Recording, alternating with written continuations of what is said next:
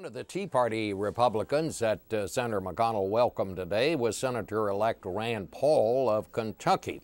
Well, CBS News' Christine Delargy spoke with Dr. Paul after an appearance yesterday on Face the Nation. Here's a little of that. The main thing I hear from voters in Kentucky is they're concerned about the economy, they're concerned about unemployment, and they're also concerned how big government has grown. And I see the two as being interconnected because I think there are two pies or two pools of money. One is the government and one is the private sector. The government has been growing at enormous rates, which also grows the debt. I want to grow the private sector, which means keeping more money in Kentucky and sending less money up here. And you're coming into a Democrat Senate, a Republican-controlled House. How do you think that that's going to fare for any kind of legislative achievements in the next couple of years? I actually am a fan of divided government. I think divided government means more debate. I think debate is healthy. When one side has a vast majority, then nobody debates. You hear one side, and I think that's what the federal takeover of healthcare was. One side got it, and one side got everything they wanted.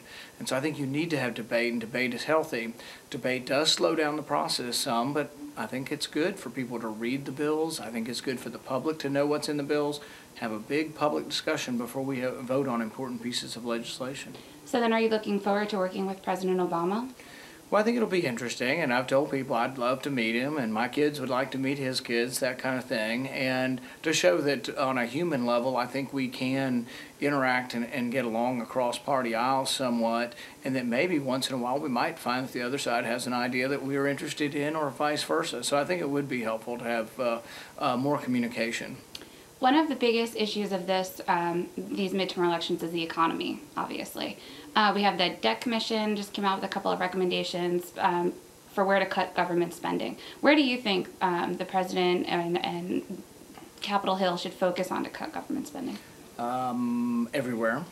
I think that really the compromise is that many conservatives say, oh, we'll cut domestic spending, but we won't touch military spending. And then some liberals will say, oh, we'll cut military spending, but not domestic spending. Really, you have to look all across the board at everything.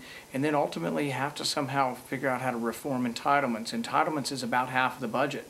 If you take that away and say, oh, we're never going to do anything to that, it consumes everything. Within a few years, Medicare, Social Security, and Medicaid will consume the entire budget.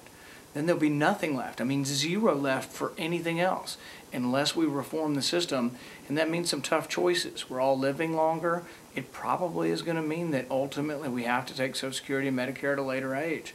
Now, it's a bitter pill, and I tell people, you know what?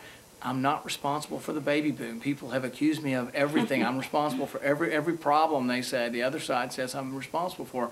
But I didn't create the baby boom. But we have all these people retiring. We're going to double the amount of people retired in the next few years.